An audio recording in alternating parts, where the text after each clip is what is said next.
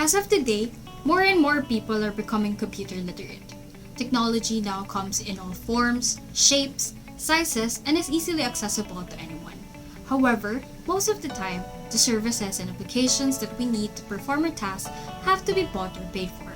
Although there are open source counterparts readily available, some still lacks necessary features or support or documentations, therefore making the proprietary software still the go-to applications for most companies, businesses, and institutions nowadays. Big names such as Microsoft, Adobe, IBM, Google, and others still dominate the industry. And to keep track of the current trends, end users tend to avail of their software services. And since these services come with a price not all users can afford, this is where software piracy comes into play.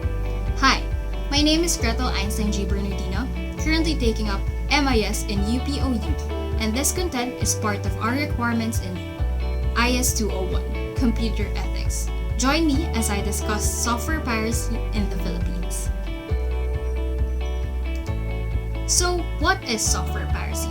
Software piracy is the act of stealing software that is legally protected. This stealing includes copying, distributing, modifying, or selling the software. The software piracy is very much prevalent today.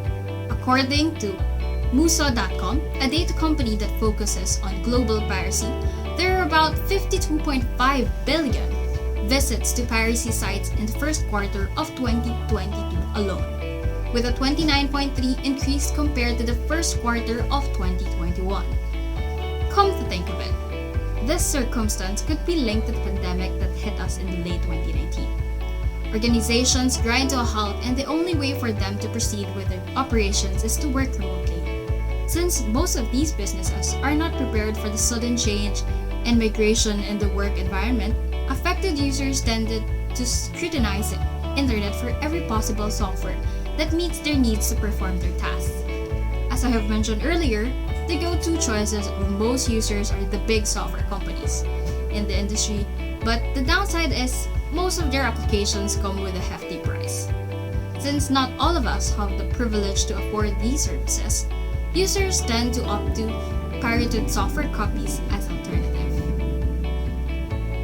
In a recent survey and article that is done by Philstar, more than half of the Philippine companies uses illegal software in their business operations, putting data at risk nationwide and creating significant gaps in the country's cybersecurity defenses.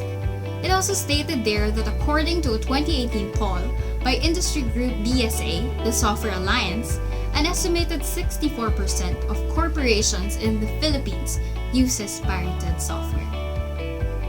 So let's talk about the types of software piracy. Here in the Philippines, families usually don't have the luxury of owning a personal computer. Hence, internet cafes has been a huge hit in our country. Other internet cafes also offer repairs, installations of software, and if you're not well knowledgeable about computers or don't know how to buy and install applications, going to your local internet cafe is probably the most accessible and convenient option. However, most people with basic technical knowledge can attest that applications they usually give out or install are pirated copies.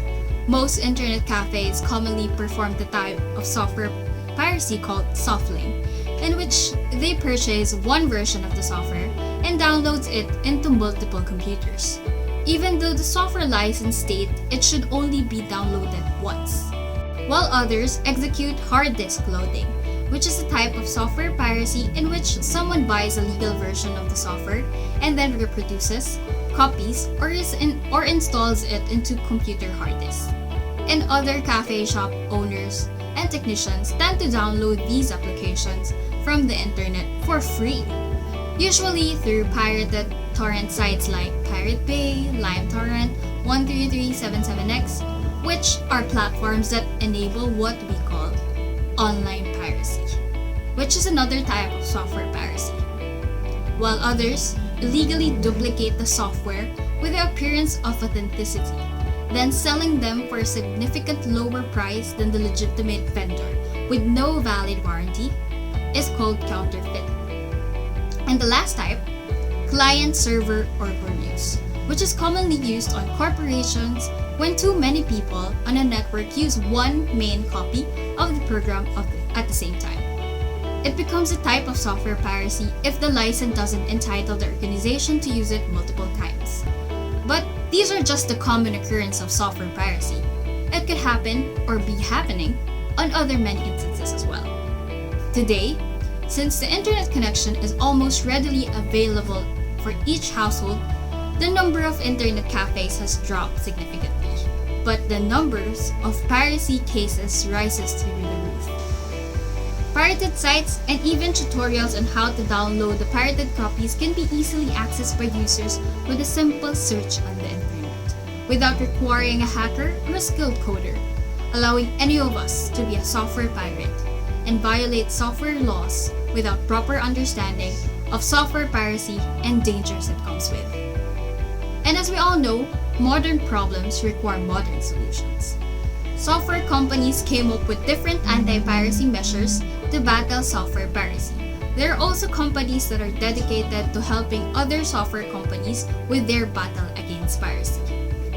The Intellectual Property Office of the Philippines is a government agency attached to the Department of Trade and Industry in charge of the registration of intellectual property and conflict resolution of intellectual property rights in the Philippines. There are also the Optical Media Board and the Filipinas Anti-Piracy Team that handles battles against piracy in our country. Also, there are laws that cover software piracy. According to this article from 2014, software piracy is a violation of the copyright provision of the IP Code of the Philippines, RA 8293, and Optical Media Act, RA 9239, and carries with it penalties up to 9 years of imprisonment, a fine up to 1.5 million, or both. Software piracy is a real problem that software developers and companies face today. With proper education, awareness, and direction to the general masses, this is a problem that we, as a whole, can solve. We can agree that piracy is not only a crime against the provider of the counterfeited good, but also to the whole of humanity as well. If piracy continues to become a norm, it can be a huge impact and blow to the morality and ethics of people. So let us make a stand and stop this problem while we can. Again, I am Gretel, and thank you for joining me on this topic.